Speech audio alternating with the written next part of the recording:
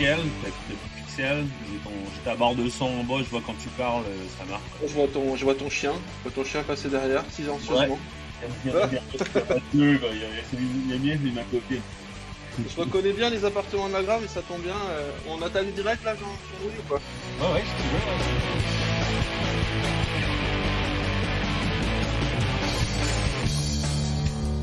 Pour ce 19e épisode des Snowsurf Podcast, j'accueille Jean-Louis Saint-Arnaud.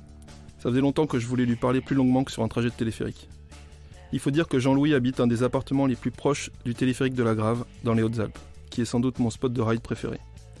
C'est un Québécois, originaire de l'île de Montréal, qui habite depuis 13 ans à la Grave. Quand il est arrivé là, c'était un freestyler. Mais aujourd'hui, il est connu pour naviguer comme personne les couloirs, les séracs et les pentes glaciaires de ce domaine mythique. Voici donc un nouvel épisode sponsorisé par Spark, la marque de fixation de split préférée de Jean-Louis et de moi-même. On les remercie et on vous recommande chaudement d'aller voir ce qu'ils font. C'est du très beau matos, fabriqué à la main par de vrais passionnés à Bozeman, dans le Montana. Pour l'heure, on retrouve Jean-Louis, qui a une version savoureuse de sa vision de la planche à neige à nous raconter. C'est parti.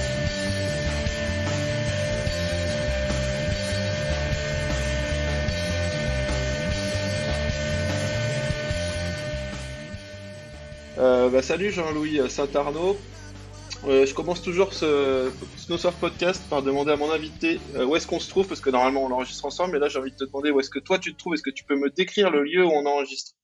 Je suis chez moi, à la Grave, hein, avec vue sur la Meige, je te le décris, c'est mon salon, derrière moi, il y a 3 cadres, Tony Hawk, un Jamie Lynn et un OB, quoi. Voilà.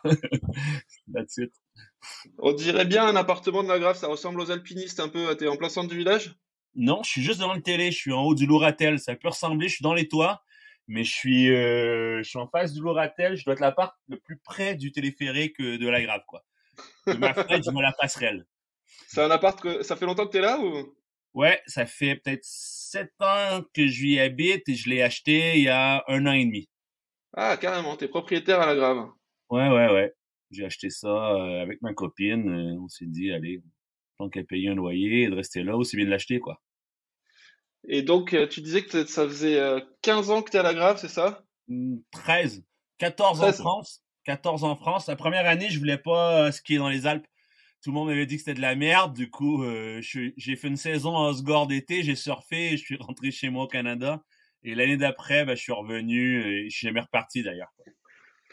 Et parce que bon, pour un gars qui a passé 13 ans ou 14 ans en France, t'as un accent qui te trahit un peu. On sent que t'es pas originaire complètement du terroir hein, ou du sud-ouest. Non, Est-ce que non. tu peux me dire, est-ce que tu peux me dire d'où tu viens déjà et comment ça se fait que tu t'es arrivé là quoi? C'est quoi tes parents c'était des riders? T'as appris à rider Ouais, très tôt? mes parents, ils skiaient beaucoup. Déjà, je viens du Québec et je skie depuis que j'ai 2 ans. Je dis ski parce que j'ai commencé le ski à 2 ans. Après, mes parents étaient passionnés de ski, du coup, on skiait beaucoup les week-ends et au Québec, t'as une grosse culture du ski de soirée et de nuit, tu vois. Du coup, 3 fois par semaine, on allait skier sous les lumières, Mont-Saint-Sauveur, Avila, Saint-Bruno et les petites stations autour de Montréal. Et après, j'étais dans des clubs de ski. C'était plutôt des clubs, des bus qui venaient te chercher dans un parking et qui t'amenaient à la montagne tous les week-ends. Et là, je faisais du snowboard. Du coup, j'ai pris le snowboard, j'avais 13 ans et après, j'ai jamais repris des skis. Et C'était du en quelle coup, année? Parce que t'es de quelle année toi? je suis 81 et j'ai pris le snowboard 94, 95. C'est ma première saison. Et t'habitais où? T'habitais dans le centre de Montréal dans un appart? T'es un enfant de la Euh, ville toi ou? non, pas centre-ville, une petite banlieue. Maintenant, c'est Ville-la-Salle, à côté au côte du fleuve Saint-Laurent. Et à l'époque, ça s'appelait Ville-la-Salle. Et après, Montréal, c'est toute une île. Du coup, c'est devenu une île, une ville. Maintenant, on appelle ça arrondissement La Salle de l'île de Montréal, quoi. Mais sur l'île de Montréal, ouais. Mais pas au centre-ville. Ok, donc tes parents c'était déjà des skieurs, donc t'avais déjà une incitation à y aller. T'as des frères et sœurs hein, Ouais, j'ai un frère. qui étaient aussi riders hein. Ouais, il est plus jeune que moi, il est rider et lui, il habite à Revelstoke maintenant. Voilà. C'est pas On a mal fait ça. on a fait un peu le même parcours. Il est pas venu en Europe. Moi, j'ai passé beaucoup de temps dans les Rocheuses canadiennes et je l'ai incité à venir avec moi là-haut parce qu'à la ville, tu fais un peu des conneries, quoi. J'étais assez fait de conneries. Maintenant, c'est temps d'aller rider, quoi. Et lui, il est jamais reparti des Rocheuses. Excellent. Et du coup, comment t'en es arrivé donc, t'es arrivé au snowboard par le ski, donc tu disais avec les skibus et tout. Enfin, tu te souviens de la première fois, enfin, Ouais, de ouais, je m'en comment souviens. t'as eu envie de faire du snow et comment ça se fait que tu t'es monté dessus hein, pour la première fois? Déjà, j'ai commencé le skateboard, j'avais 13 ans. Et la même année, tu vois, il y a eu un voyage de ski avec l'école. Et comme tout le monde débutait un peu, moi, je venais j'ai fait tous mes classes de ski, mes médailles, ces trucs. Et comme avec l'école secondaire, il y avait beaucoup de gens qui prenaient la glisse pour la première fois. Mes parents m'ont laissé prendre un snowboard. Ils m'ont dit, toi, t'aimes le skate, bah vas-y avec tous les jeunes qui débutent en snowboard, comme ça, bah voilà, tu seras pas un boulet pour personne. Et du coup, c'est la première fois que j'ai fait du snowboard, c'est ça, un snowboard de loc avec l'école. Et ensuite, je suis revenu, j'ai dit, je veux un snowboard. C'est fini, j'ai plus de ski, et là, il y a un skateboard pour la neige, je veux en faire, quoi. Ah ouais, ta première expérience de snow, elle t'a convaincu direct. Enfin, moi, c'est ce qui m'est arrivé personnellement, mais Direct, j'étais avec les potes, tu vois, je savais pas tourner, on allait tout droit dans les sous-bois, je prenais un kicker, pouf, je volais comme avec mon skateboard, quoi. On savait pas tourner, on prenait déjà des sauts, on se mettait la tête à l'envers, accro direct, quoi. t'étais déjà surfeur de rivière à l'époque parce que j'ai vu j'ai Non, vu quelque part que t'étais le un gros surf de surfeur de rivière, c'est rivière. arrivé plus tard, vers 20 ans. Du coup, après, ouais, avec les clubs de snow, j'ai fait taquet de snowboard et je suis devenu moniteur de snow vers l'âge de, ouais, 15 ans, après peut-être 2 ans de pratique. Un petit peu, ouais, 15 ou 16 ans, je suis devenu moniteur de snow. Et du coup, ben, je donnais des cours le week-end à des gamins et j'ai eu la même, tu vois, c'était un club. Du coup, j'avais les mêmes gamins année après année. Et du coup, ben, j'ai raidé beaucoup avec des gamins et la semaine, avec les potes, on allait skier le soir, quoi. Et même, on manquait les cours souvent pour aller skier, quoi. On raidait beaucoup, je dis skier, mais snowboarder. On allait rider beaucoup, quoi.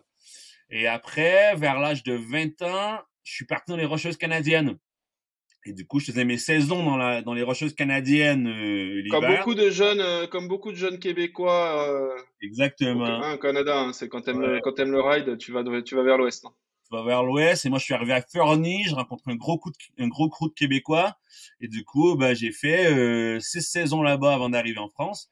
Et en même temps, je suis devenu guide de rafting sur le fleuve Saint-Laurent. Et de là, j'ai compris qu'on pouvait surfer les rivières.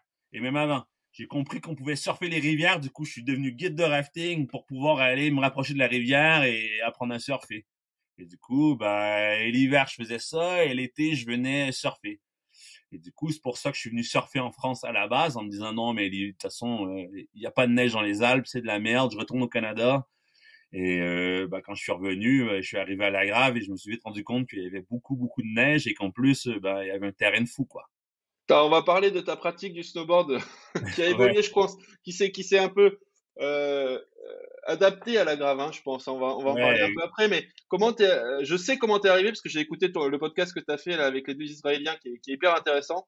ouais. Avec ton anglais de québécois aussi, hein, on peut t'identifier aussi en anglais. Mais comment t'es arrivé à la grave? Est-ce que tu peux me re-raconter cette histoire que tu leur racontes que je trouve assez savoureuse?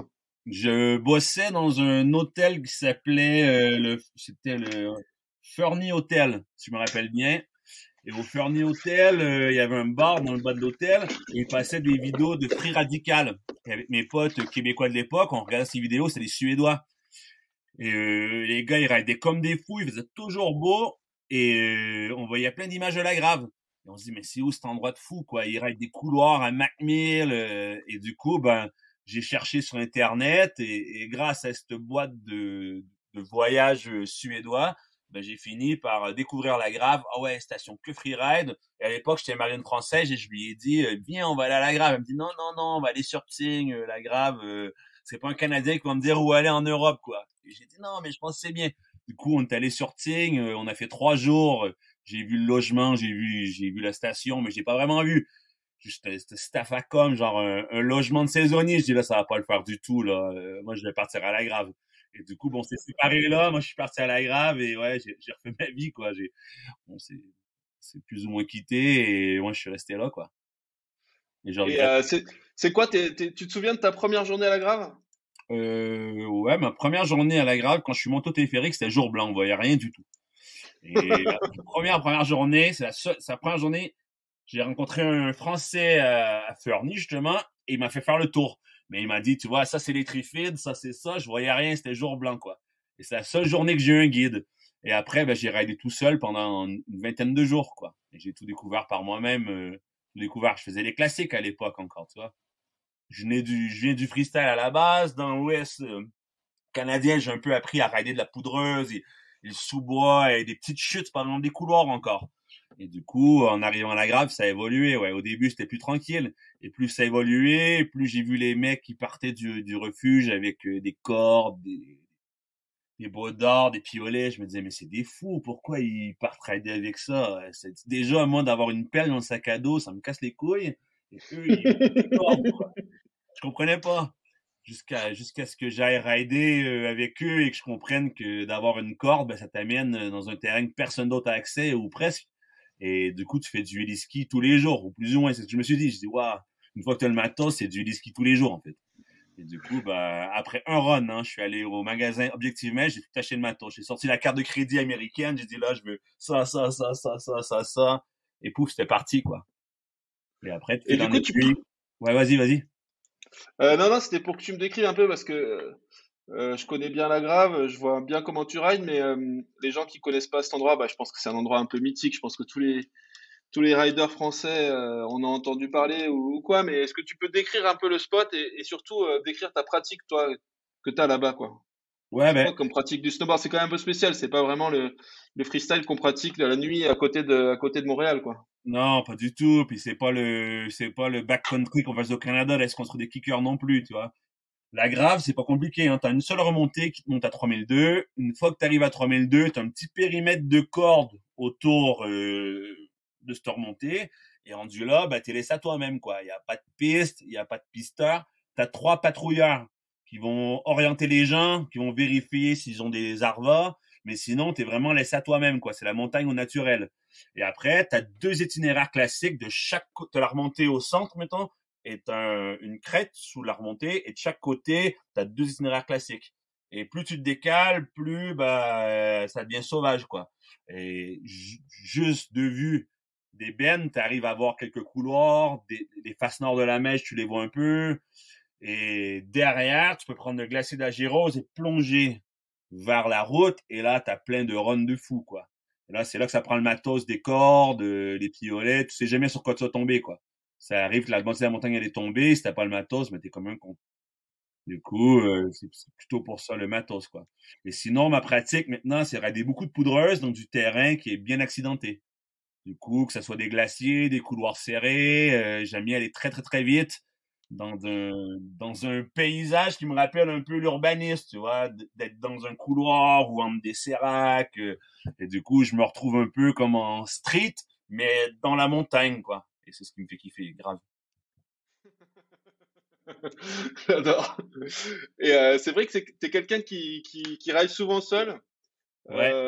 On peut se dire que c'est vraiment pas safe.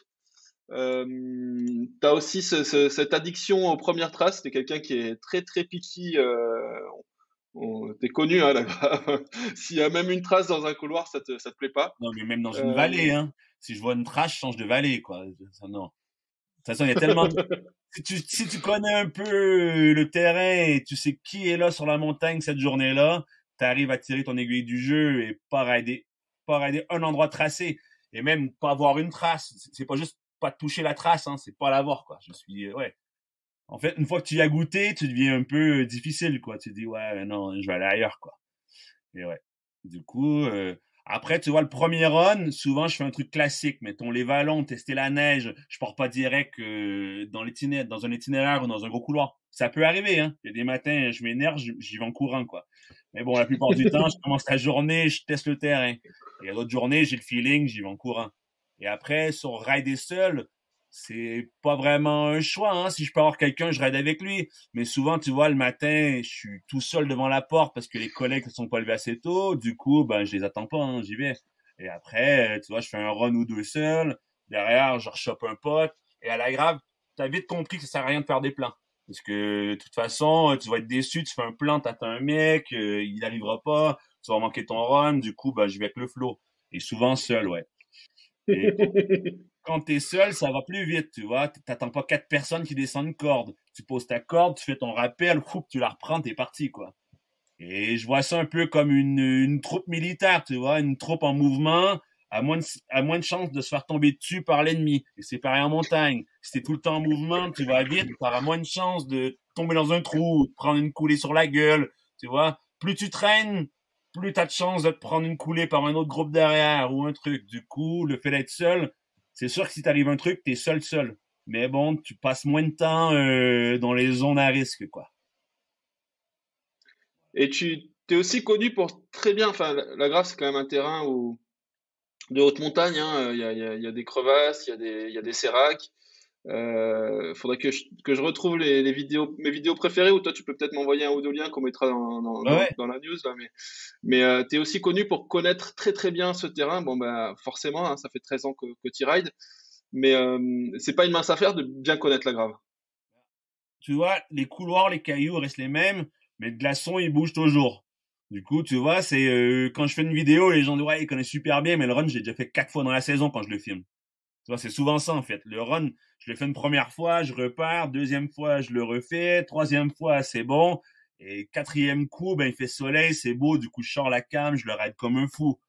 Et ouais, c'est souvent ça, tu vois, surtout on va dire un truc comme les pans de rideau, une petite accès un peu montagne, c'est pas Chamonix, hein, c'est pas les grandes lignes raides. T'as une petite partie raide, et là t'arrives sur des glaciers qui sont vraiment freeride. Et là, ça bouge à chaque année. Et chaque année, je trouve des passages dans la glace, des trucs, et ça se fait pas en un run, hein.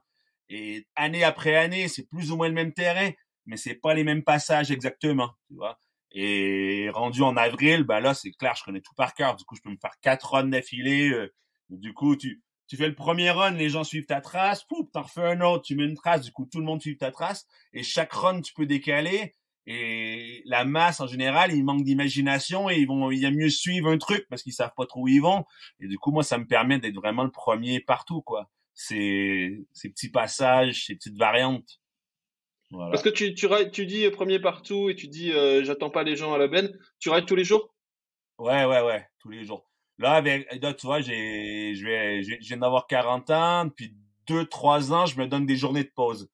Tu vois, avant, c'était vraiment, j'y allais tous les jours. Puis, hein, une journée de pause, je fais quand même un run, quoi. Mais bon, je ride plus comme je ridais. Quand les conditions sont un peu moins bonnes, j'aime mieux, tu vois, faire un run le matin, juste me garder les jambes, aller faire autre chose et garder de l'énergie pour les jours que ça soit vraiment bon. Et du coup, comme ça, je suis à fond. Quand c'est bon, je suis vraiment à fond, quoi. Avant, je brûlais mes batteries avant même la bonne journée, tu vois. Maintenant, je suis un peu plus réfléchi, quoi. Je fais, OK, c'est vraiment bon pendant 4 jours. Alors peut-être je vais faire un petit peu de skate une soirée, j'irai faire mes courses, mais je vais quand même tous les jours tâter le terrain, tu vois. Quand j'ai une journée de repos, je fais quand même un run. Je monte quand même en premier le 2, je vais regarder, ah, il y a eu du vent comme ça, il y a ci, il y a plus, j'ai peut-être retrouvé de la glace. Je pense que c'est bien de garder le contact avec sa montagne le plus possible. Ouais, c'est intéressant comme vision. D'ailleurs, c'est tellement ta montagne que tu restes là, quoi, hein. Tu Non. bouges peu. Mais les gens de la Grave, enfin les locaux de la Grave, vous bougez déjà peu. Déjà d'aller à Serre-Chevalier de l'autre côté du col du Lotaré, faut souvent vous traîner en vous disant ah c'est meilleur là-bas, il y a plus de neige. Non, les mecs de la Grave, vous restez toujours à la Grave. Mais toi en particulier, tu bouges très très peu, hein. Ouais, très peu, ouais. Ouais, je vais aux Deux Alpes. Il y a une super zone de freeride qui est connectée à la Grave, hein. Mais souvent, je passe par les Deux Alpes et ouais, je bouge pas trop. Tu vois, je vais aller à Sercheux, je vais y aller pour l'ouverture de Liré et Molettier. Ça ouvre avant la Grave. Du coup, je sais que si je vais à l'ouverture de Sercheux, je vais me gaver en poudreuse, quoi. Et ça sera le même jeu qu'à la Grave. Je me ferai taquet de run en première trace et c'est bien cool. Mais en saison, non. Je préfère rester chez moi, même si je sais que c'est un peu moins bon, qu'il y aura moins de neige, que d'aller là-bas et de batailler. Tu sais, je sors chez moi, je prends pas la voiture, je marche au téléphérique, c'est même pas une minute, hein. C'est 30 secondes, je suis Mmh. au télé, du coup, c'est la facilité aussi. Ouais. Et du coup, non, j'ai Et pas bougé. J'ai pas fait beaucoup de stations, hein. Je pense que je suis à Laclusa une fois depuis que je suis en Europe et une fois au Mont-Rose. Et les deux pour faire une compétition de freeride, tu vois, un qualifier. Et ouais, c'est tout ce que j'ai bougé. Sinon, non, je suis jamais allé ailleurs, quoi. Et je ça d'ailleurs, considère. c'était une question. Ouais, Vas-y, pardon. vas-y. Non, non, c'était une question que je voulais te poser plus tard, mais qui vient maintenant, peut-être dans la conversation, c'est peut-être le moment. Comment tu vois la compétition? Je sais que tu as gagné le derby 2 fois, mais on peut pas vraiment dire que le derby de la Mèche, bah, c'est pas vraiment une compétition, quoi. Pas Je sais pas vraiment, comment tu le prends, mais c'est un hein? event sur la grave, si. Il y a des gars, ils sont très sérieux dans le derby de la Mèche, quoi, hein. Il y a des riders, c'est une compète c'est une course de freeride, quoi. Il y a des skieurs, Ouais, ça reste une ils course. se préparent à fond. Moi, c'est plutôt un événement sur le village et je le fais pour jouer le jeu, pour pas être dégoûté d'avoir mes remontées blindées de gens. Tu vois, au début, jamais je vais faire le derby. Puis une fois, je me suis dit, bon, il n'y a pas neigé, ça fait 2 semaines, les remontées vont être blindées, aussi bien de faire le derby, et bim, je le gagne. Je me dis, ah ouais, cool. Et du coup, j'ai pris une année de pause, je l'ai regagné une deuxième fois d'affilée, et depuis, tu vois, je l'ai pas regagné, j'ai moins la niaque, et je le fais pour le plaisir maintenant. Peut-être que je me remettrai la motive, hein. Bon, je la fais pas tous les ans, hein, mais ouais, s'il y a pas de conditions, il y a des bonnes chances que je fasse le derby, quoi. Si c'est de la poudre, tu me verras pas avec un dossard, ça c'est sûr.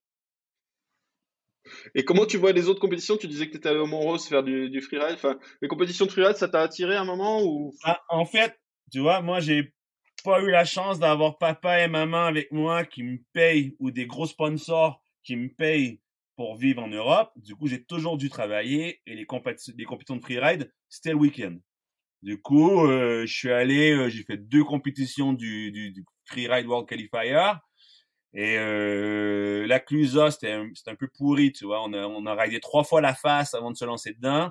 Moi, quand je suis arrivé, j'étais le dernier à passer, mais c'était un champ de boss, c'était abominable. Je me suis dit, ouais, c'est pas trop du freeride, quoi. Et mon rose, c'était pas mal, mais je me suis un peu emballé, quoi. J'ai fait la moitié de la face en tête-pied. Un gros tir au milieu et du coup, ben, je suis revenu travailler et après, ça fait un sacré budget, quoi. Et je me suis dit, non, ben, c'est pas trop mon truc. Après, je regarde un peu le Freeride World Tour. Je sais pas pour faire ma langue sale, hein, mais moi, je trouve que c'est pas vraiment du freeride, tu vois. Les gars, ils rident une petite face. C'est plutôt, tu vois, du freestyle en montagne. T'es pas free du tout, là. T'es encadré quand même, tu vois. C'est un autre type de ride. Je respecte, je regarde, quoi. Quand je regarde un run de Victor, je trouve ça vraiment bien. Il y a des riders qui sont bons. Je suis souvent déçu quand je regarde. Après, les skieurs, je suis vachement plus impressionné que les snowboarders, souvent. Je regarde les skieurs rider, je fais, waouh, là, ça envoie, quoi. Et après, il y a quand même il y a quand même eu des bons runs, hein. Je veux dire, je me rappelle d'un run de, justement, Xavier Delerue qui lance 3 barres d'affilée, complètement hors contrôle, et il passe, tu dis, ouais, il va se tuer, et il rentre, tu vois. Il y a eu des beaux moments, hein. Mais c'est pas trop mon truc, tu vois. J'aime bien mieux aller rider de la poudre pour vrai, quoi, et pas être je vais pas dire ce cirque, mais dans ce cluster de gens à fond, et de passer là, et de finir là, et non. Moi, je vais où ce que c'est bon quand c'est bon, et j'ai envie de me mettre un tir, je m'en mets un, quoi. Et si les conditions sont pas bonnes, je me mets pas un tir. Basta, quoi. Et comment tu Ouais. fais d'ailleurs pour financer ce lifestyle? Parce que tu payes pas trop ton matos, tu as quand même un peu de sponsors Ouais, qui te filent des boards, qui te filent du matos, mais quand même, faut vivre, faut payer l'appart, faut manger. T'as géré cet aspect de la vie pour rider tous les jours? j'ai toujours trouvé des boulots de cuistot le soir. Et du coup, j'ai toujours réussi à bosser que le soir. Du coup, ben, et après un moment, ça te fatigue un peu, hein. Tu bosses tous les soirs, tu finis à minuit, tu te lèves le matin à 6 heures, boum, tu te prépares, tu vas rider, et du coup, c'est un gros train de vie. Mais bon, j'ai eu la chance de toujours trouver des boulots le soir. Et du coup, j'arrive quand même à bosser mes saisons d'hiver. Et là, de plus en plus avec les sponsors, j'ai de plus en plus de budget. Il va être publié quand ton podcast? Dans l'hiver? OK. Ben, je peux te le dire d'abord. Si, à partir de décembre, je vais avoir un nouveau sponsor qui va commencer à me donner un peu de sous. Du coup, cet hiver, je vais pas trop bosser. On va faire un gros projet vidéo. Et du coup, je peux te le dire, ça passe après décembre, parce que c'est secret jusqu'à Ouais, décembre. Ouais, ouais, ok, c'est bon. Il y a Oxbow qui relance la gamme hiver. Et comme ils avaient déjà un peu les pieds à la grave à l'époque, ils sont venus me chercher. Et du coup, ben là, ben, à 40 ans, j'ai le contrat que je rêvais d'avoir quand j'avais 20 ans, quoi. Et du coup, cet Génial. hiver, j'aurais même pas besoin de bosser, en fait. Je bosserai quand même un petit peu. Maintenant, je suis cuistot dans un chalet privé. Du coup, Ah, sympa. je bosse quelques journées par-ci par-là et ça va. Mais bon, avec Oxbow, là, j'aurai un bon contrat et ça financera ma saison et un beau vidéo, quoi. Ce sera pas que Jean-Louis et sa GoPro cet hiver, quoi. Du coup, c'est bien cool. Cool. Ah, Et du coup, c'est top, j'ai hâte de voir ça. Bah, déjà Jean-Louis sa GoPro, ça impose quand même pas mal, hein. Tu fais des trucs sympas, mais on mettra des liens. Et du coup, comment t'as découvert, on a parlé du snowboard, mais comment t'as découvert le splitboard, hein? T'étais quand même pas trop dans cette mouvance-là au départ. À la Grave, il y a un peu de split, mais c'est peut-être pas le principal. C'était quoi comment t'as découvert euh, cette façon de se déplacer là? du coup, on a commencé en raquette à la Grave. Et après, le split, il s'est démocratisé. Du coup, tout le monde avait des splitboards. Et je me suis dit, bon, ça serait peut-être bien d'en avoir un. Et Voilé a sorti son kit qu'on peut couper une board en deux. Et tu vois, le premier derby que j'ai fait, quand je me suis inscrit, je disais, merde, j'ai pas de board. Et je raidais pour Furlan à l'époque. Et j'avais une grosse Furlan avec les noses un peu rond pointus, là. Elle était super large et je l'avais jamais raidée. Je me suis dit, ah, c'est une bonne board pour le derby, ça. Du coup, je l'ai pris pour le derby. Elle est retournée au placard. Et l'année d'après, je me suis dit, bon, ben, je vais la couper en deux. Elle est tellement large, même si je perds un petit trait de scie dedans, ça ira. Et je me suis coupé une board en deux.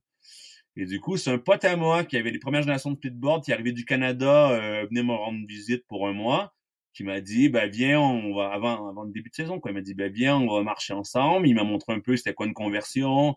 J'ai galéré, c'était tout glacé, je pensais mourir. Il y avait pas de corps à l'intérieur de la board. Et du coup, il m'a montré un peu. Je me suis dit, bon, c'est cool, ça se déplace quand même bien. Et après, on s'est vite rendu compte qu'on pouvait arriver aussi vite que les skieurs, justement, à la brèche du Pont de Rideau, qui est un run que tu pars du téléphérique, tu montes en pot de phoque 40 minutes, et ça donne accès au face nord de la Meige. Et en tant que Ah, c'est vrai que c'est raquettiste, quand même plus facile de monter là-haut en pot de phoque qu'en bout de pack, hein. ouais, en bout de pack ou en raquette, et de toute façon, tu faisais tout le temps dépasser par les skieurs, même si tu partais une demi-heure d'avance, t'avais un mec qui disait, désolé les gars, mais on va y aller avant vous. Et puis qu'on a les splitboards, ben là, moi, le matin, ça m'arrive, j'ai les peaux collées à l'arrivée de Ben, hein. J'arrive, je vais même pas rider, je pars en pot de phoque et je cours au pont de Rideau, quoi. Et derrière, on a fait taquet de rando, tu vois, aller à la Brèche la Meige, des trucs toujours au début qui partaient du téléphérique. On partait du téléphérique, on faisait le splitboard pour faire le tour derrière, aller au promontoire, un petit refuge. De là, on allait à la Brèche la Meige, on allait soit les amphis de char, soit le glacé de la Meige, qui est deux runs mythiques que tu vois du téléphérique, quoi. Et faire sans raquette, c'est une sacrée mission. Et ce qui était vraiment bien, que je trouvais vraiment cool avec ce splitboard, c'est qu'on n'avait plus la board dans le dos. Et ça, Ouais, c'est clair, t'as tout sous les pieds, ouais. et après, tu vois, de fil en aiguille, Furlan a sorti une vraie split. J'ai commencé à avoir du vrai matos de split. Et du coup, ben, ça a évolué jusqu'à aujourd'hui, que maintenant, tu vois, je ride pour Spark, avec des fixes Spark Pro. Franchement, t'es presque aussi efficace qu'un skieur, hein. Moi, j'ai des boards un peu plus larges. Du coup, je suis pas dans l'école d'avoir une trois parties, ni les bottes dures, ça m'intéresse pas du tout parce que je fais beaucoup de surf aussi et j'aime bien ce côté d'avoir quand je ride, j'aime bien avoir les chevilles qui sont un peu molles et pouvoir tweaker ma board quand je gramme et de faire des gros slash surf, tu vois. Et de monter plus rapidement et que ça me nuise un peu la descente, je suis pas encore là. J'ai pas encore trouvé le compromis parfait monter-descente. Du coup, je préfère avoir des bottes, tu vois, un petit peu typé split, hein. Tu vois, là, j'ai des bottes de luxe et Xavier Delerue. C'est, c'est c'est Ah, pas c'est une... raide, hein, quand même, hein, déjà, hein. Ah, pas tant, ça ramollit très vite, hein. Franchement, il faut pas les serrer, en fait. Tu as juste tu les laisses ouvertes un peu, ça va, quoi. Tu mets pas trop le power strap et, ouais, ça va bien. Et du coup, D'ailleurs, ouais, t'es un geek du matos, toi, ou tu prends ce qu'on te donne et tu rides n'importe quoi? je suis un peu un geek du matos, ouais. Tu vois, C'est quoi ton quiver, du coup? T'as quoi là dans Ouais, bah après, t'es sponsor, donc t'as je des suis trucs qu'on te passé donne, chez, mais. je suis passé chez Stone Snowboard depuis, ça va être ma deuxième saison. Et du coup, je ride, c'est la Forest. Et j'avais la 163 l'hiver dernier. Après, j'ai testé les protos 167. Et du coup, ouais, ça. Après, les Spark Pro Surge et les Arc, j'ai les deux. Je prends les Surge quand je sais que je vais vraiment tabasser. Et quand je vais plus jouer, je prends les Arc, quoi. Du Toi, coup, tu perds pas des morceaux. Moi, les arcs, j'ai perdu 12 milliards de petites vis, là. Je sais pas si t'es oh, soigneux, mais laisse tomber. je perds pas de morceaux parce que comme tu dis, je suis un geek. Tous les soirs, quand je rentre, je revisse mes vis et je m'arrange qu'elles soient. Tu vois, tu perds des morceaux une fois que tu as perdu des morceaux et Et j'ai toujours de la ficelle, parce que tu sais, beaucoup de gens ils ont des Riesling, des trucs, et la micro-corde d'escalade. J'ai tout le temps un rouleau, et si je perds un truc, je me refais des nœuds, je rattache avec la ficelle, ça va super bien, quoi. Du coup, ouais, ça arrive de casser un strap plutôt. Non, ça serait casser un strap. Et du coup, si je casse un strap, je le remplace avec la ficelle, quoi. Je rattache tout, et ça y va. Après, je pense que les pots, c'est le plus important. J'en ai T'as des testé Pomoka? beaucoup. J'ai raidé Pomoka, là, cette année, j'avais je trouve encore mieux. C'était, Ah ouais, ça m'intéresse. Colas. Colta, Colas, Cola, Colas. cola, avec un Colas, H, ouais. Colas, ouais. Les Autrichiens. Et ouais, Colas, encore mieux. Une glisse encore mieux. Un petit peu moins de grippe que, tu vois, les G3 avec les gros poils.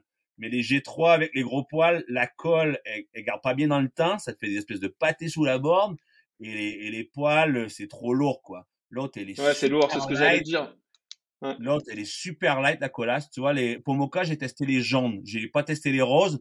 J'avais des potes, ils avaient les roses, ils faisaient 3 pas par en avant, un pas par en arrière, quoi. Hein, je veux dire, c'était trop glissant, tu vois. C'est vraiment une peau de compétition. Et là, avec les Colas, j'ai vraiment trouvé, je dis pas ça parce que c'est les peaux qu'on me donne, hein. C'est juste que je les ai testés, j'ai fait, ouais, c'est trop de la bombe, c'est les meilleures peaux que j'ai eues, quoi. Et je pense que c'est bien important de bien les couper, tu vois. Que ce soit coupé au laser, que t'aies que la corps qui dépasse. Et pareil, tu vois, il y a un mec, ça s'appelle Steve to Ride. Il m'a filé une genre de pins que tu mets dans les étriers pour rigidifier ta board. Et ça, je l'aimais pas tout le temps. Quand c'est grosse peau, j'aimais pas parce que ça joue un peu sur tes washers Ouais, et sur la ça torsion un peu. la Ouais. torsion et ça peut niquer tes étriers. Du coup, je les prends juste quand c'est nécessaire. Si je sais que je vais traverser un champ de boulettes, que je vais arriver un peu dans de la glace, là, je mets ma pin. Je me dis, bon, je mets la pin, je sacrifie un peu la board et je mets la pin, quoi. Et Sinon, t'as combien de boards t'as combien de boards dans ton quiver, enfin chez toi là, dans ton appart, t'as combien de boards que tu peux rider et qui sont montés? En gros, oh, t'es un geek, donc t'en as au moins deux ou trois, mais plus ou... 15. 15. Bon, je viens d'arriver chez Stone. Du coup, Stone, je vais avoir 4-5 bornes. Monté, prêt à y aller, tu vois, 2 splits, voire 3 splits prêts. J'ai board de ride, j'en ai pareil, 3 prêtes. Et j'ai mon ancien Quiver Furlan avec les gros guns, quoi. Ils sont encore montés, mais tu vois, quand j'étais chez Furlan, je faisais plus longtemps, du coup. Ouais, je devais avoir 10 boards toujours prêts, quoi. Une board pour le freestyle, j'ai toujours une, tu vois, une 157, je vais faire du parc. J'ai une 161, 163, et après, tu vois, une 165, ce serait ma board de tous les jours, quand c'est toutes les conditions un peu poudre. Les autres, c'est plus pour jouer quand c'est un peu neige dure. Et après, ben, ça monte, quoi. Quand c'est grosse puff, j'ai pas vraiment de swallow, mais j'ai des monstres, quoi. Et du coup, ça monte comme ça. Des plus flex, des moins flex. Et comme je ride aussi pour SP, les fixes entrée-arrière, les Autrichiens, ouais, j'ai taquet de board monté, quoi. Et j'ai toujours une board pour un pote. Ça m'est déjà arrivé d'encontrer des mecs au téléphérique qui ont cassé leur board de touriste. Hein. J'ai dit, viens chez moi, je t'en prête une, quoi. J'en ai taqué, quoi. Et j'aime bien, ouais. Et pareil, les splits, à fond au matos, quoi. J'aime bien avoir le truc dernier cri parce que je me rends compte, c'est vraiment bien d'investir dans ton matos. Que ça soit une corde light de chez Petzl, que ça soit des bâtons légers. Tout le poids que tu t'enlèves du dos et que tu t'enlèves de ta board, tu le gagnes à la montée. Et du coup, je pense que c'est vraiment important d'investir dans du super matos parce que c'est se dire, moi, je vaux combien de l'heure? Est-ce que je vais passer 6 heures à galérer dans la montagne ou grâce à mon matos léger, je vais gagner 1 heure, tu vois? Et ça, je l'ai vite vu, tu vois. Et chaque année, je rallège. Oh, la nouveau mini track, la micro track. Et du coup, mon kit d'extraction de crevasse, il rapetisse année après année. Et ma corde, et s'allège tout, quoi, en fait. Hein. Et j'essaie de rester au dernier cri de la technologie, comme je paye rien d'autre. Tout le matos montagne, les piolets, tout. Je prends vraiment du ultralight et ça change tout, hein. Et t'en laisses dans la montagne d'ailleurs du matos? Je sais que t'en as Yes. laissé quand t'étais plus jeune. Je sais pas si t'en laisses encore. J'en ai laissé, mais pas de temps. J'ai laissé des bouts de bois. Et ouais, j'essaie de pas en laisser, j'essaie de partir propre. J'ai dû laisser des sangles à droite, à gauche. Et tu vois, je raidais avec un pote, on a dû laisser des piolets. Mais on est allé les rechercher, quoi. On a laissé un bout de bois derrière. Peut-être un bout de sangle, un bout de corde. Rien de plus qu'un Et mec qui fait de la cascade de glace, j'ai envie de te dire. une ou deux broches à glace? Les broches, je suis retourné les chercher, hein. On a vite appris à faire des abalakov, tu vois, ça m'est arrivé de rester pris. Maintenant, tu vois, je fais un nul, un abalakov et je laisse même pas une broche, hein. C'est une belle glace, je fais un petit triangle avec mes broches, je passe la cordelette et clac, tu repars plus ou moins propre. Tu laisseras toujours une petite sangle, mais ouais, un maillon par-ci Est-ce que tu, par-là. je sais que t'as deux histoires d'hélico. Je veux bien que Ouais, tu me je veux bien que tu me les racontes. Il y en a une qui te concerne toi, et il y en a une qui concerne un pote, mais dans l'ordre chronologique peut-être. ouais, dans l'ordre chronologique, ça commence comme ça. Je suis dans les bennes, je rencontre un Suédois et tu vois le mec, il est habillé de la tête aux pieds c'était en ZIL. Je dis ouais, lui c'est un rider quoi. Et je pense qu'il est sponsor là. Je discute avec lui, il me dit ouais, je travaille le guide, tatati. Et je dis, viens, on va faire un run. Et du coup, on fait un trifid. C'est un peu neige dure trifid. C'est un couloir qui est quand même assez accessible des remontées. Et je vois que vraiment, il est à fond, il saute partout. Je dis, bah, toi, t'as gagné ton run dans un gros itinéraire. Je dis, viens, on va aller de l'autre côté, dans le côté obscur de la grave. Et je l'amène avec moi et on part sur glacier. Et là, je pars comme une balle. Hein. Je vais tout droit, c'est un peu neige dure, ça tapote un peu. Je me retourne et je le vois plus. Je dis, mais comment il a fait? Tu sais, je vois sa trace, mais je vois plus le mec. Et du coup, d'un coup, j'entends et le son m'est familier. Je reviens, il s'est collé les poumons. Il est où? Il est où? Il est où? Du coup, je le vois quand il s'est transformé en caillou. Il est habillé tout en noir. Et je remonte à lui.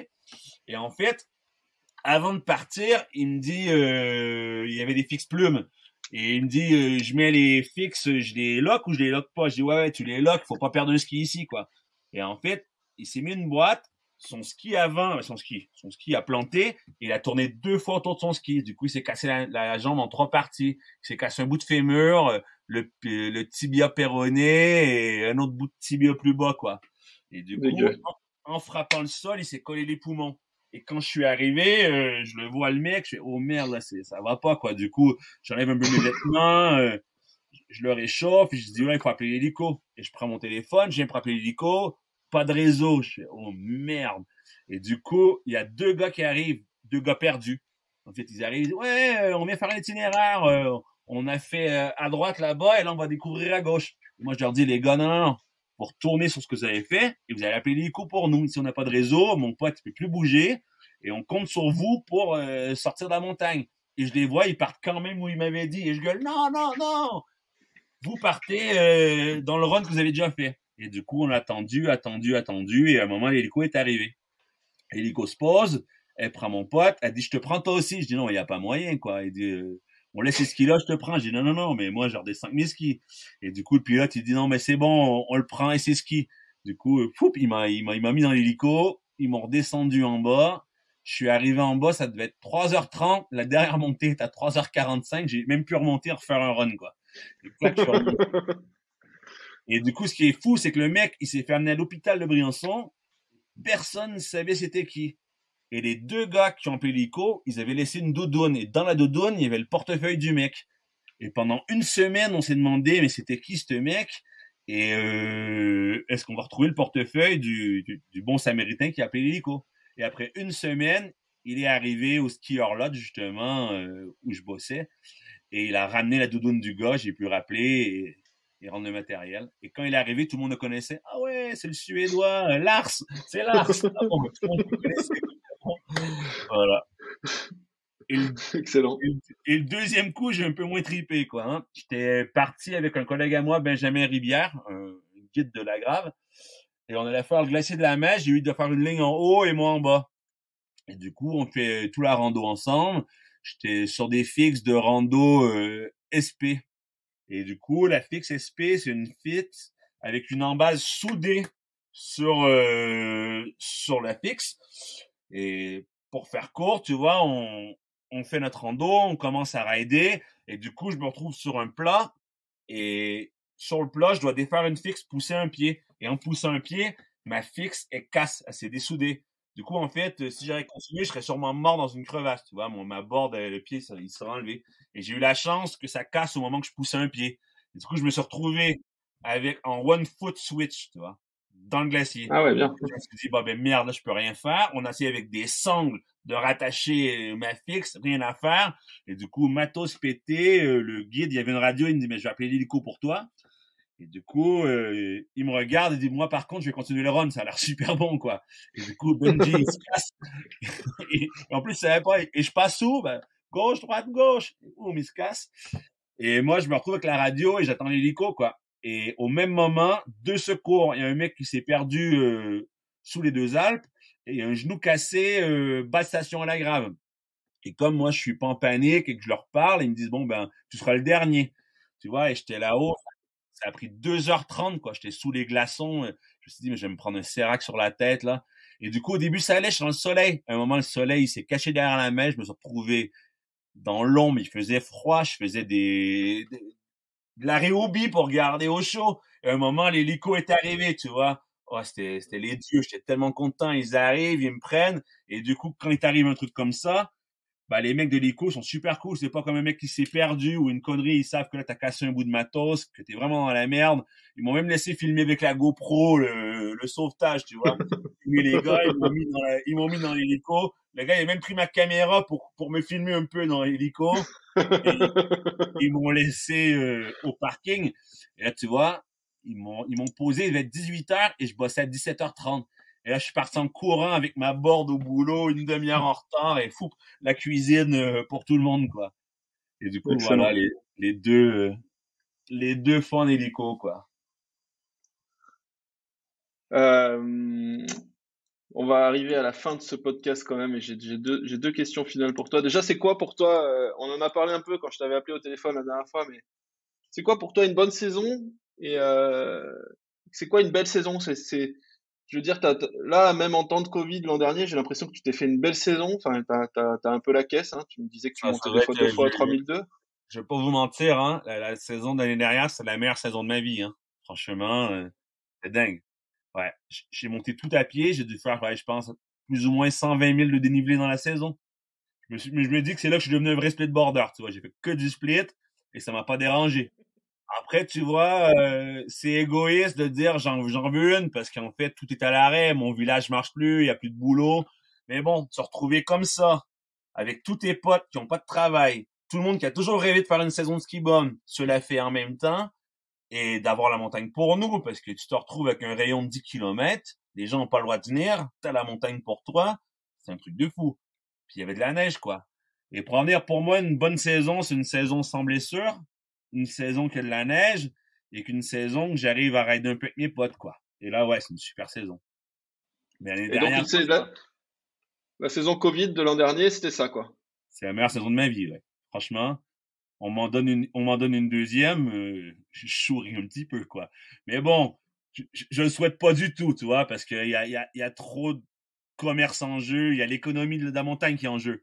Et j'ai pas envie que ça se casse la gueule non plus.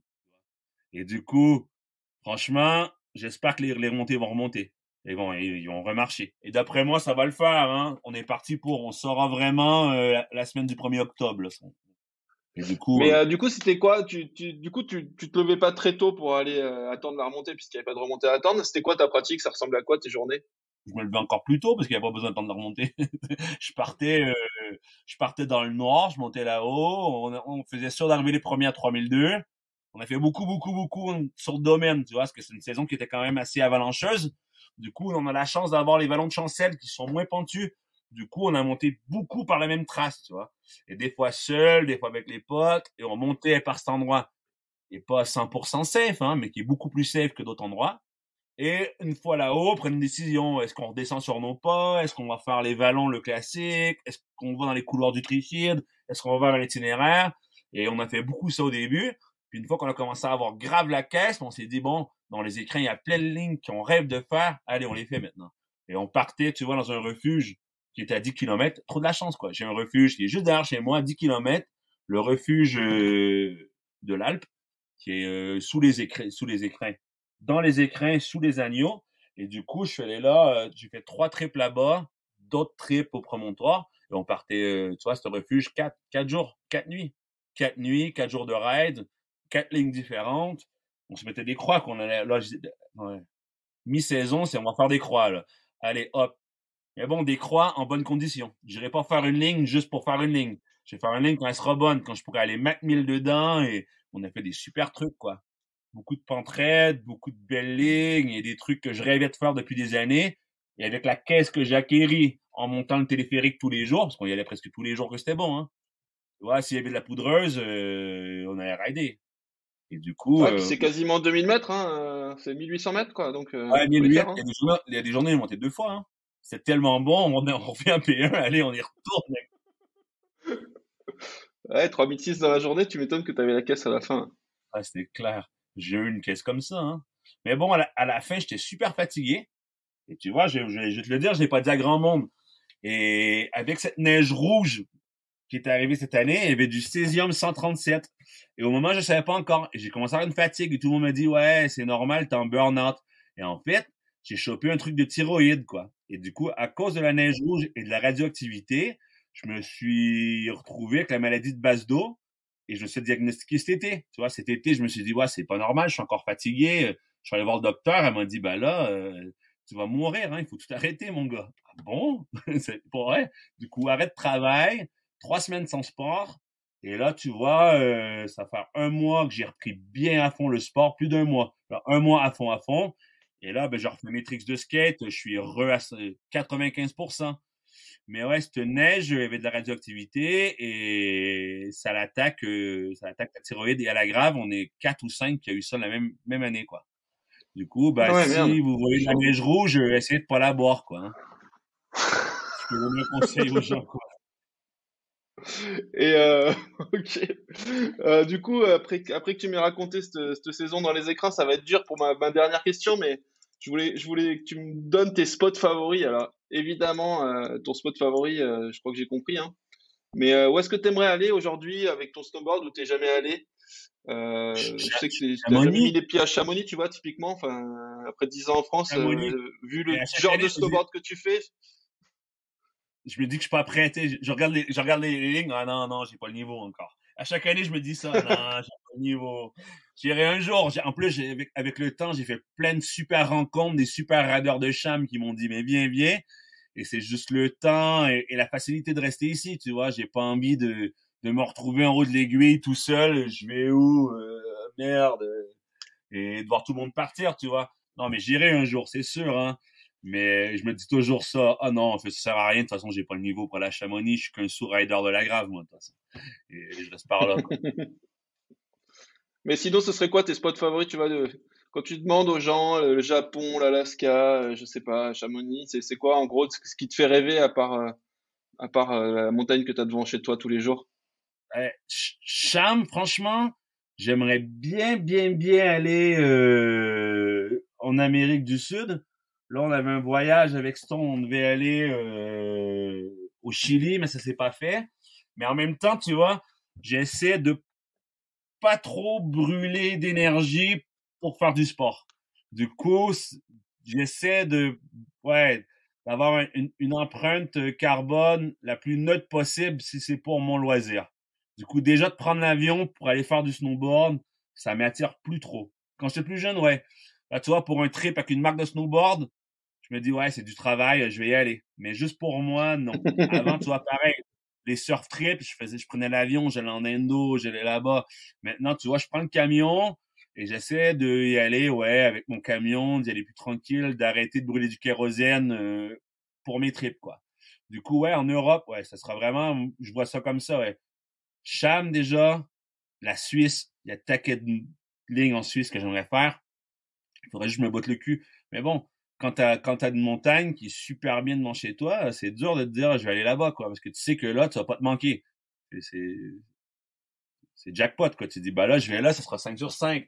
Là-bas, je connais pas trop, il va falloir que je découvre. Est-ce que je vais tomber sur les bonnes personnes? Est-ce que mes potes de là-bas seront libres? Est-ce qu'ils seront pas en train avec leur propre crew, qui vont me dire, non, mais aujourd'hui, ce sera pas possible. On s'en va ouvrir le glaciéron, puis après, on se fait le Mallory. Mais là, on va pas t'attendre, quoi. Du coup, tu vois, c'est ça qui me fait, qui me freine un peu. Mais bon, j'irai à Cham. Et j'irai en Suisse, c'est sûr, quoi. Mais bon, je vais pas prendre l'hélico, ça, c'est sûr. Je monterai à pied. Mais pareil, tu vois, du ski en hélico, c'est un truc qui m'attire pas depuis des années. Je me dis que jamais je ferai ça. Même que ce soit en Alaska, hein. Je me suis dit, pour moi, je pense qu'un jour, tous les riders vont dire ça, j'espère, que d'aller. Je veux pas cracher sur les gens qui le font, hein, parce que je pense que chacun découvrira à son rythme ce qu'il faut faire ou pas. Mais quand je vois les gars derrière un bateau en train de pomper un wakeboard, je me dis, oh, on n'est pas sorti de l'auberge, là, tu vois. Mais bon, chacun son délire, et moi, pour moi, je me suis dit, bon, je fais pas ça, quoi. Et je pense que il y aura de plus en plus de gens qui le feront. Et de rider local, bah, tu vois, c'est déjà très bien. T'as déjà tout ton matos qui a fait le tour du monde. Toi, bah, reste chez toi. C'est ce que je me dis, hein. Après, chacun sa pratique. Je juge personne qui voyage ou qui fait quoi que ce soit, tu vois. Mais bon. Moi, j'ai la facilité, c'est devant chez moi et ça me fait sentir bien d'y aller à pied. De pas prendre de bagnole, de pas, ouais, de juste prendre mes pots et ciao. Après, c'est sûr que si le télé tourne, je vais le prendre, hein. Je veux dire, je vais pas cracher dessus, hein. Ça, c'est sûr. C'est un bon mot de la fin et je pense que bah, j'ai bien hâte de monter dans une benne avec toi puis d'aller me faire un petit run. Te suivre dans le pan de rideau, je pense que c'est une bonne idée parce que je pense que tu maîtrises à peu près le pan de rideau. Ouais, c'est clair, hein. Puis pas que le pan de rideau. Il y a plein de beaux runs. Ouais, moi, ce qui m'impressionne le plus quand je te vois en vidéo, c'est quand même la facilité, mais c'est ce que tu disais tout à l'heure, hein, c'est tes trajectoires dans le pan de rideau, qui est quand même un endroit où il y a des séracs, où il y a des trous, et ouais, je suis toujours un peu émerveillé par Mais les bon, trajectoires que tu prends là-dedans. la vidéo elle est un peu trompeuse parce que, comme je te dis, je le ride plusieurs fois avant d'allumer la GoPro. Tu vois, la Ouais, mais c'est GoPro, bon à savoir. il y a des gens qui me disent, ouais, t'as tout le temps la GoPro. Non, c'est pas vrai. La GoPro, je la prends que quand c'est bon et que je sais que je vais faire une belle image. En fait, quand tu fais de la vidéo, faut pas cumuler je veux pas de la merde, mais t'es pas un collecteur de déchets. Faut penser à ce que tu fais, quoi. Tu te dis, là, il y a un shot, je le prends. Si tu laisses ta GoPro allumée toute la journée au ski, t'arrives chez toi, t'es perdu. T'as 8 heures à dérocher, mec. Il faut vraiment, je pense, quand tu fais des images, penser à ce que tu fais. Et c'est sûr que c'est bien de faire des souvenirs, hein. Mais bon, si t'en fais trop, tu te perds là-dedans. Et moi, mes images, il y a beaucoup de travail derrière. Et c'est ce que les gens voient pas, tu vois. C'est que le run, je l'ai fait 4 fois. Et du coup, ouais, là, ça envoie, hein. Mais c'est normal, je le connais par cœur.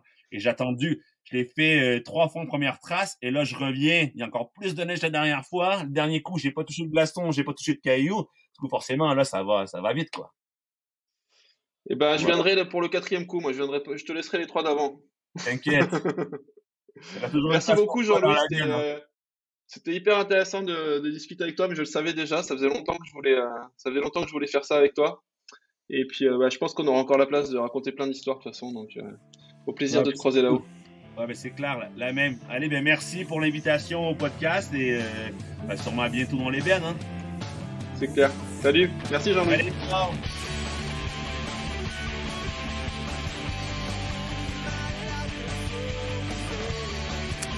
Voilà, j'espère que ça vous a autant plu d'écouter ce que je me suis éclaté à discuter avec ce snowboarder singulier qu'est Jean-Louis Saint-Arnaud avec son accent québécois inimitable.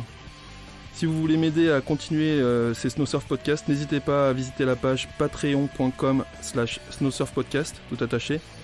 D'ailleurs, je voudrais remercier le tout premier contributeur, Jérémy Fontana, cœur avec les doigts, merci beaucoup Jérémy. Une autre façon totalement gratuite de nous aider consiste tout simplement à liker ce podcast, à le partager pour le faire découvrir à d'autres amoureux du snowboard. Voilà, puis si vous avez des envies de snowboarder ou d'interviews que vous aimeriez écouter dans les prochains épisodes, envoyez-moi un mail à mathieu@snowsurf.com. Merci pour l'écoute, à bientôt.